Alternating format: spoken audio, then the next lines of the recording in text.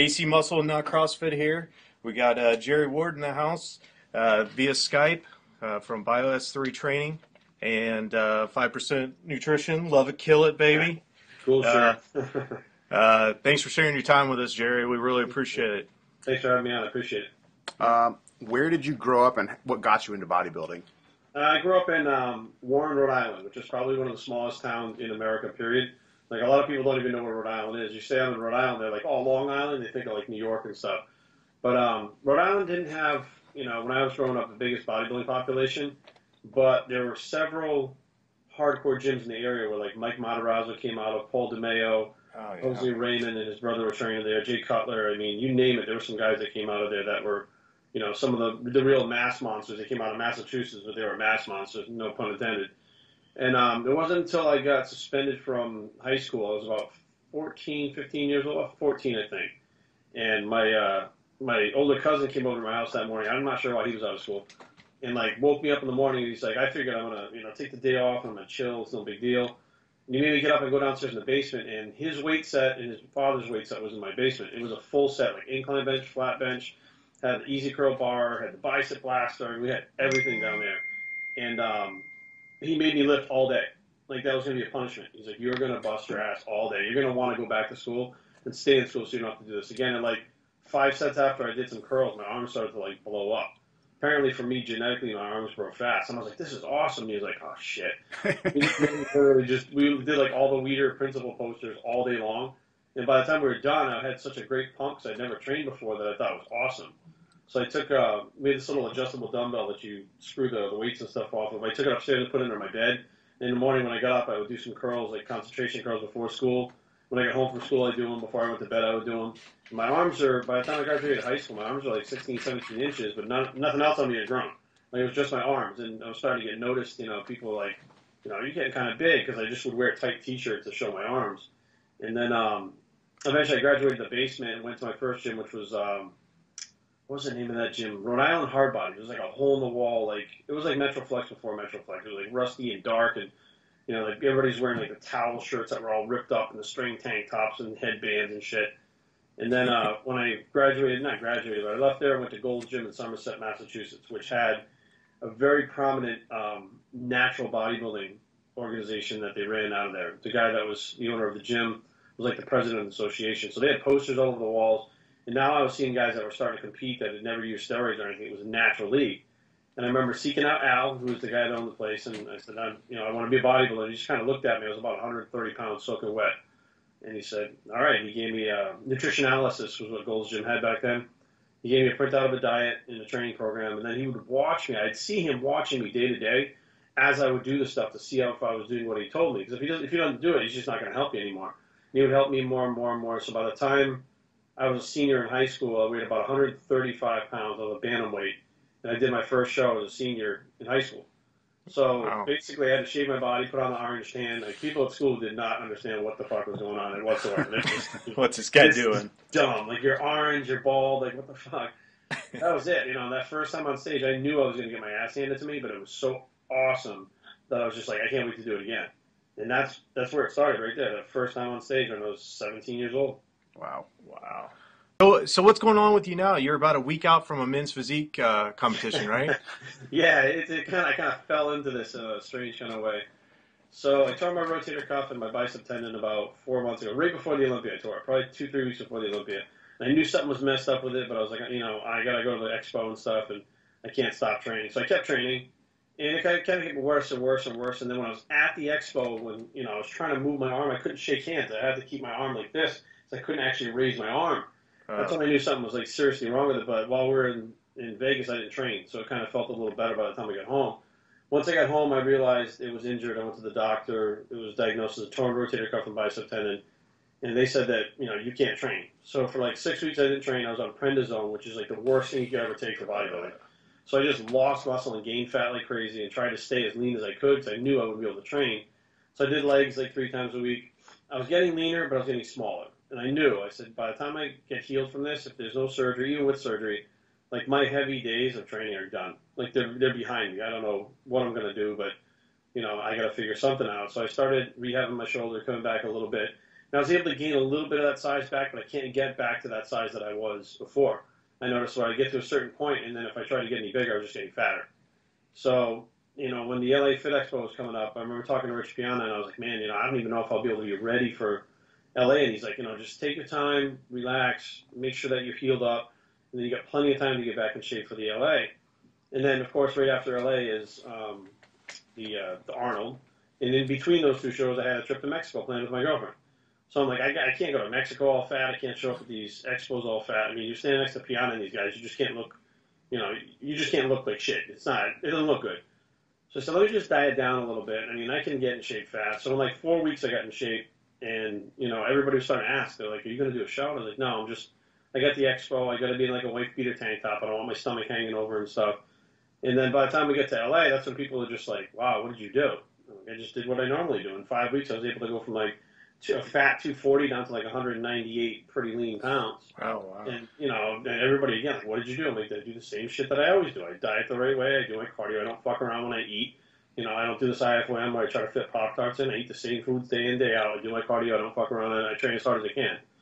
So we went to Mexico, and I said, when we get to in LA, I kind of figured out a way to, while we were on the go, to be able to maintain my condition and actually get leaner while we were in LA. So now I kind of have a system for expos to have how I eat, when I eat and stuff to make sure that I'm not getting fatter on these expos when I'm not training. And I don't train them at the expos either. When we went to Mexico, I was like, it'd be great if I could come back leaner than when I left for Mexico for the Arnold a week later. Instead of most people that go and gain 10, 12 pounds in a week, I want to come back like 4 or 5 pounds lighter, leaner. So we went to Mexico. I kept up with my cardio. I still trained the 4 days out of the 7 that we were down there with weights. So I basically stuck to my schedule. And while everybody else is eating the vacation foods, like cakes and stuff and crepes and all kinds of shit like that, I was eating codfish, boiled eggs, scrambled eggs with, just some salt on them, so nothing other than that. Steamed white rice, steamed vegetables, and big salads. Like, that's what I was eating the whole time there. And I would supplement that with some Quest bars when I couldn't get to any food. And lo and behold, I came back leaner and tighter after that. And people were just like, what the fuck? Because I was tight enough to pretty much compete right then. And then the Arnold was coming up. So I went to the Arnold, and again, now I'm getting the questions because I was tan as shit when I came back from Mexico. So you're tan and lean, and all of a sudden they're like, what are you getting ready for? And people that I've known for a while, like Frank McGrath and Jay Cutler, and they're all just like, what the fuck is going on? And I'm like, I'm just trying to be lean. It's a new thing. I can't stay big.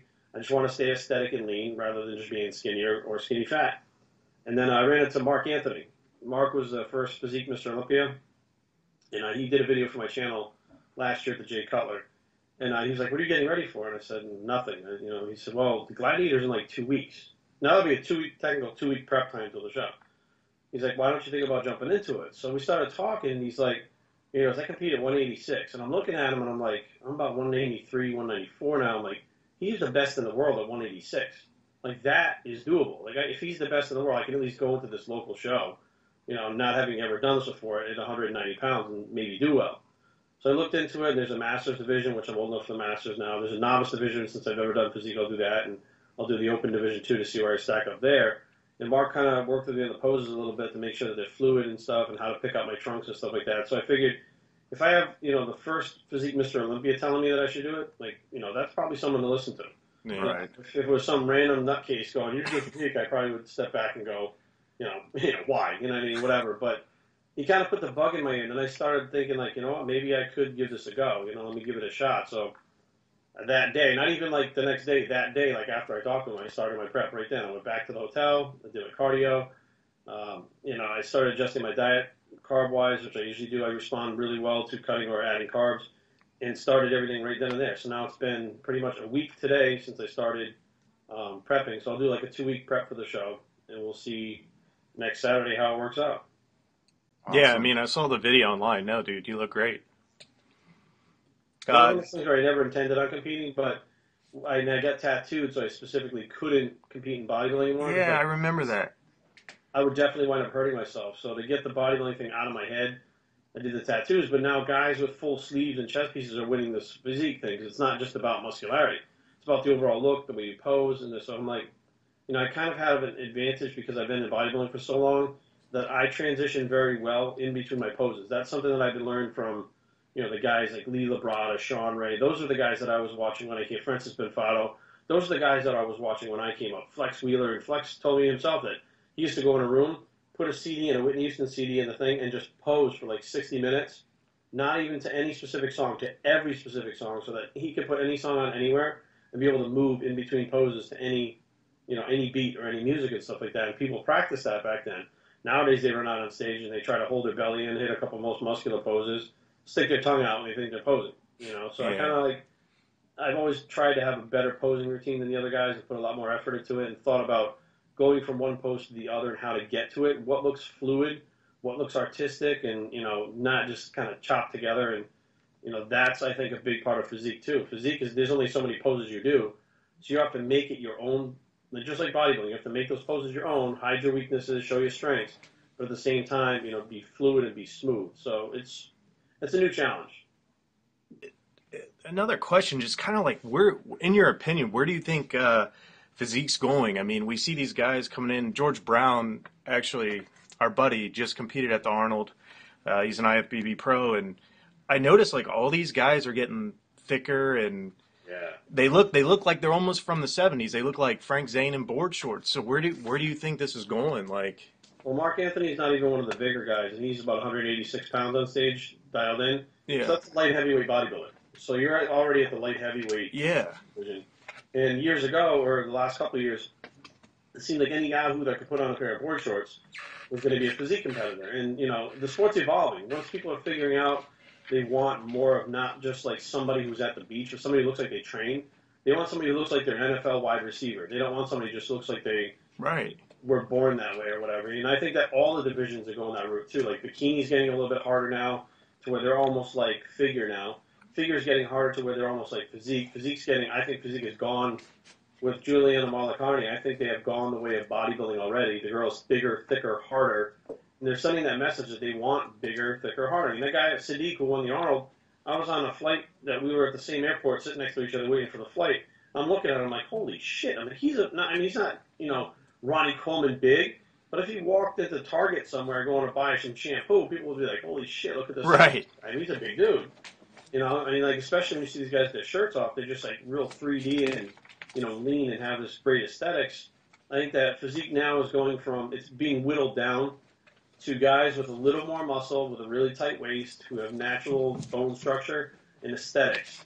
And it's the board charts are giving the guys a chance to compete that even if they want to build their legs, like I've done every leg workout in the world. I never had Kevin Lebroni legs. I had Kevin Lebroni train me for show. My legs never look like his. There's just some things you're going to do your genetics will not allow you to do. And this allows them to compete on, on a stage in even footing where, certain body parts are not going to grow. I mean, they're not looking for the guy with the biggest back or shredded glutes. They want the guy who's overall pleasing to look at. And, a lot of the guys 2 years ago that were competing weren't really pleasing to look at. They looked very much like amateurs.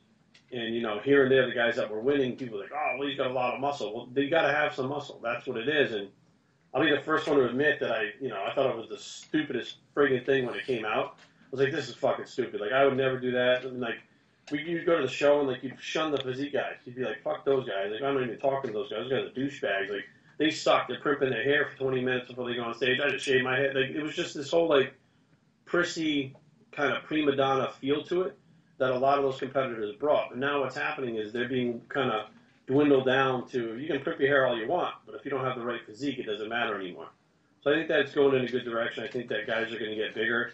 I think that you're going to see, and you are seeing more guys crossing over from bodybuilding that have the kind of more muscle, more dense muscle, but advantage with the drugs too. Like they've already been using drugs for bodybuilding and they know how to tone it down a little bit to beat these guys who are coming in that are not taking anything or not knowing what they're doing.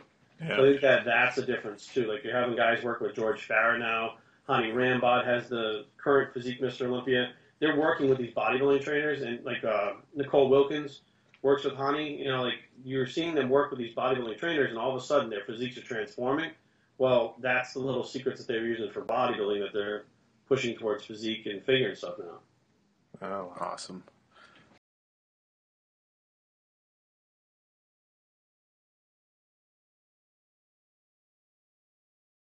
Not CrossFit. You're welcome.